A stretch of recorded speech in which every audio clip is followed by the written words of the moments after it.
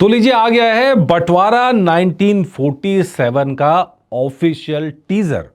अच्छा मजेदार चीज है कि इससे पहले दर्जनों टीजर आप ऑलरेडी यूट्यूब पे देख चुके हैं, ट्रेलर तक देख चुके हैं, पोस्टर्स तक देख चुके हैं, लेकिन आमिर खान प्रोडक्शंस की तरफ से ये पहली ओरिजिनल जिसको कहते हैं फुटेज जारी किया गया है।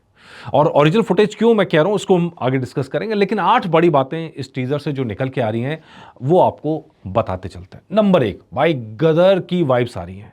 वन की बात कर रहे हैं हम, गदर वन की वाइब्स आ रही है, प्रॉपर वाइब्स आ रही हैं।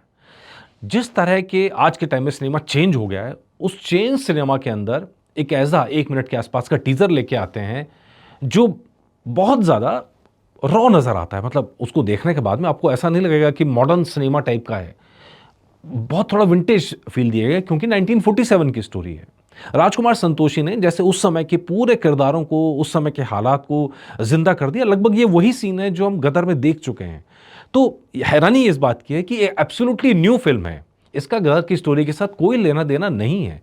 लेकिन इसके बाद भी जब टीजर देखते हैं तो सबसे पहली चीज जो फील होती है वो है गदर। गदर के अंदर हमने देखा बंटवारे के बीच पनपी एक प्रेम कहानी। हमने गदर 2 की बात आई तो वो फिर बेटे की तरफ चली गई, लेकिन एक बहुत खूबसूरत सी प्रेम कहानी थी गदर, जिसको लोगों ने उतने ही दिल से प्यार किया। और इस फिल्म के अंदर भी वही जो पूरा पूरा फेज है वो फेज यहां पे नजर आ रहा है। तो एक तो सबसे बड़ी बात मुझे लगता है कि इसके अंदर गदर की वाइब्स बड़ी सॉलिड तरीके से आ रही हैं, जो इस फिल्म के प्रमोशन में हेल्प करेगा। बिना चीखे बिना चिल्लाए फिल्म के प्रमोशन में ये जो नॉस्टैल्जिया फील है ना कहीं हेल्प करने वाला है। नंबर 1 बात। नंबर 2 बात, सनी पाजी के 30 सेकंड के आसपास में सनी पाजी की एंट्री होती है। बहुत ज़्यादा सीन नहीं है, 1 मिनट का तो कुल टीज़र है और सनी पाजी पे सेंट्रिक भी नहीं रखा गया है, लेकिन 30 सेकंड के आसपास में जो दौड़ते हुए सीन आता है तो भाई एकदम जो सनी देओल जिसके लिए जाने जाते हैं वो यहाँ पे महसूस होना शुरू हो जाता है। हर कोई जो सनी पाजी का फैंस है या सनी देओल को जानता है वो कहीं ना कहीं उम्मीद करता है कि सनी देओल अपने एक्शन अवतार में दिखाई दे। तो वो एक्शन तो नहीं, लेकिन थोड़ी सी रनिंग के अंदर आपको वो फील देने की कोशिश की गई है कि इसमें सनी पाजी एकदम सेडेटरी टाइप का रोल नहीं है कि बैठे बैठे है या सिर्फ रोल है, एक्शन होगा, कुछ होगा। अच्छा मजेदार ये है कि जब असली जो नाटक है असगर बजाज जी का, जब इसमें दोनों का नाम दिया गया राइटिंग के अंदर, तो इसका मतलब ये है कि काफ़ी कुछ चेंज भी हुआ है। तो असली नाटक के अंदर एक्शन का कोई गुंजाइश है नहीं, लेकिन अब इस सीन को देखने के बाद में आपको इस समझ में आएगा कि किस तरह से राजकुमार संतोषी ने असगर वजाहत जी के स्क्रिप्ट के साथ में कुछ एक्सपेरिमेंट्स किए हैं, कुछ चेंजेस किए हैं और काफ़ी कुछ चीज़ें यहाँ पर चेंज होती हुई नजर आ रही हैं। सनी पाजी अपने दमदार अंदाज में यहाँ पे दिखाई दे रहे हैं। अगली बात, नंबर 3 बात, डायलॉग डिलीवरी। डायलॉग ज़्यादा है नहीं, आपने देखा टीज़र, आपने भी देख ही लिया होगा, लेकिन एक ही डायलॉग है जिसने तहलका मचा दिया है कि भाई पंगा लेना चाहते हो, कभी इच्छा तो नहीं है लेकिन ऐतराज़ भी नहीं है, भाई छेड़ोगे तो छोड़ेंगे नहीं, यही वाला मुहावरा आप इसको इस डायलॉग की तरह देख लीजिए। ये वो चीज़ है जिसके लिए राजकुमार संतोषी को जाना जाता है। राजकुमार संतोषी यानी powerful screenplay, powerful dialogue delivery और पावरफुल तरीके से अपने हीरो को निखार के सामने लाने का काम जो इससे पहले दामिनी घातक जैसी फिल्मों में, घायल जैसी फिल्मों में कर चुके हैं। तो राजकुमार संतोषी एकदम अपने उसी अंदाज के अंदर यहाँ पे नजर आ रहे हैं। और अगर आप देखेंगे इस 1 मिनट के अंदर बहुत ज़्यादा खुलासे नहीं किए गए हैं। एक नॉस्टैल्जिया फील देने की कोशिश की गई है, दूसरे ये दिखाने की कोशिश की गई कि कहानी के अंदर क्या है। चुटकी cut cut cut cut scene बदल जाते हैं, जबकि आप जब फिल्म देखने जाएंगे तो आपको इतनी तेजी से सीन बदलते हुए कहीं नहीं दिखाई देंगे, क्योंकि इस फिल्म का कलेवर और तेवर सब अलग है। ये राजकुमार संतोषी की खासियत है।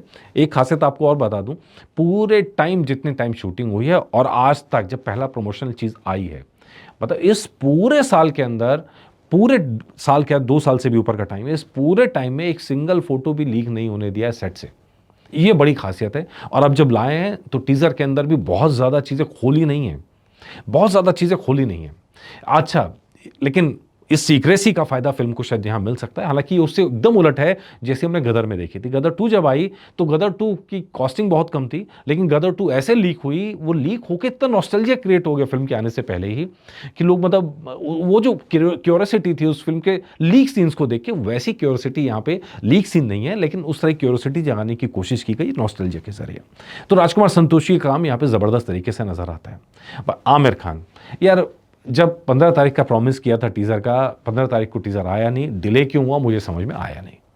आमिर खान की जो इसमें इनपुट्स हैं, चाहे वॉइस हो, चाहे दूसरी चीज़ें हों, अगर आप देखेंगे तो बहुत दमदार वहाँ पर वो नज़र आता है। उनका अपना स्टाइल है चीज़ें करने का, सोचने का, काम करने का। तो लेट्स सी इसमें इनपुट्स क्या हैं। अब जैसे ट्रेन वाला सीन है, ट्रेन वाला सीन के लिए एक्स्ट्रा मेहनत की गई है। पूरी फिल्म शूट हो गई, उसके बाद ट्रेन का सीन दोबारा फिल्माया गया। अच्छा, सारा काम हो गया, उसके बाद पैच वर्क के लिए सनी पाजी को दोबारा जाना पड़ा। लगभग सारे जो एक्ट्रेस हैं, हीरोज़ हैं, एक्ट्रेस हैं, हीरोइंस हैं, सबको पैचवर्क का काम करना पड़ा है फिल्म कंप्लीट होने के बाद में। देखे एडिट होने के बाद में, जब एडिट हो गई, देख ली गई, तो उसके बाद में लगा कि ये चेंज होना चाहिए, तो वो हिस्से दोबारा शूट हुए हैं। तो इस नाते कि फिल्म के जो टाइम है वो बढ़ गए। तो अब ये देखना होगा कि आमिर खान के इनपुट्स के बाद ये आगे कैसा नज़र आता है। बाकी जो स्टार कास्ट की अगर आप बात करेंगे तो सबकी झलक दिखा दी है। प्रीति जिंटा को देखना हमेशा से एक शानदार अनुभव होता है। तब से लेकर अब तक उनकी हमेशा स्माइलिंग फेस के तौर पे हम सब जानते हैं, उनके डिम्पल गर्ल के तौर पे। अच्छा, यहाँ पर उनका जो पूरा कैरेक्टर है वो डिम्पल गर्ल ज़रूर होंगी, लेकिन जिस तरह का कैरेक्टर उनको फिल्म के अंदर मिला है वो बहुत पेन वाला कैरेक्टर है। यहाँ आज़ादी के बाद में, बंटवारे में यहाँ से बाहर जाना पड़ता है, और उस समय में क्या हालात बनते हैं, जो टेंशन्स क्रिएट होती हैं, उसके बीच में उनको उस तरह का रोल निभाने का मौका मिला है। और वो रोल इन्होंने यहाँ पे, वो चेहरा अगर आप देखेंगे प्रीति जिंटा का, वो उनके टेंशन्स उनके नज़र आएंगे। शबाना आज़मी को लीजिए, शबाना आज़मी एक फ़ाइन एक्टर है, बहुत फ़ाइन एक्टर है, और यहाँ फिल्म के अंदर उनको एक हिंदू महिला का कैरेक्टर मिला है। अगर आप देखेंगे श्री कृष्ण की मूर्ति के आगे एक दीपक जलता हुआ नज़र आता है, तो वो हिंदू महिला का कैरेक्टर निभा रही है। नाटक के अंदर तो रतन की माँ नाम था, यहाँ क्या रखा गया ये तो फिल्म में पता चलेगा। तो अब वो सारी जद्दोजहद उस रतन की माँ को बचाने की है, जो सनी देओल का मेन कैरेक्टर का काम है। अब इसीलिए वो पंगे लेते हैं बाकी सबसे, इसीलिए उन्हें ऐतराज़ नहीं है किसी भी चीज़ से। तो पूरा का पूरा थीम यह है कि जब वॉयलेंस का दौर चल रहा है, जब नफ़रत का दौर चल रहा है, तो एक आवाज़, साहस की आवाज़, इंसानियत की आवाज़ बन के सनी पाजी निकलेंगे यहाँ पे इस पूरी फिल्म के अंदर। ये चीज़ है। अच्छा, बहुत सारे लोग, मैंने पिछले एपिसोड में भी कहा था कि इसको अमन की आशा टाइप की फिल्म बता रहे हैं। अमन की आशा वाली फिल्म नहीं है ये, इंसानियत की फिल्म इसको ज़्यादा कहना चाहिए।